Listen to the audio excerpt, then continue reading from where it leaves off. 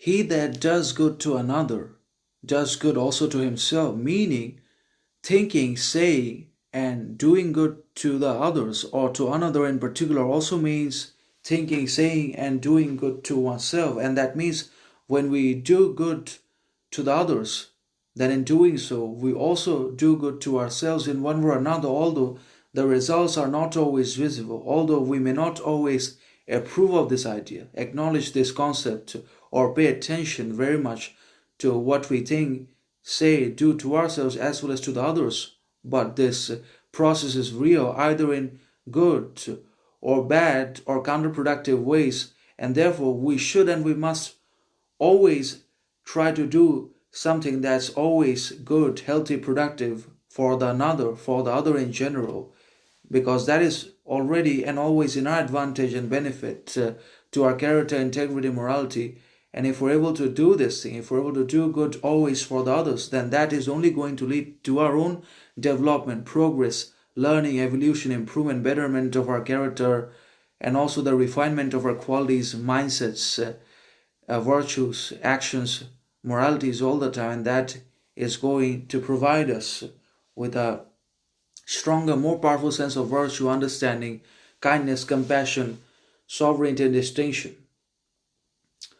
for good work for the others. So it's not that work is always empty.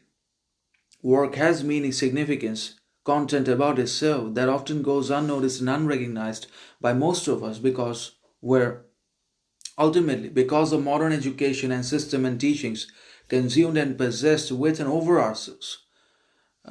We always want success, money, fame, possession for ourselves. We always desire and yearn for external validation, attention, approval, success, money, fortune, our lives from the others. But whatever we want and we get from the others, from the society, from the external circumstances and situations is already conditional. It's already removed from our control, desire, will, and ambition, and therefore it is also always already worthless, meaningless, aimless anyways, because it does not concern our character, integrity, morality, because it's not inward significance, but a desire for more and more external world exposure, acknowledgement, approval, attention all the time that has again eroded us from the within, corroded our soul, degraded our quality, penetrated our whole psyche, and infiltrated our whole growth, learning, and basically moving forward process. So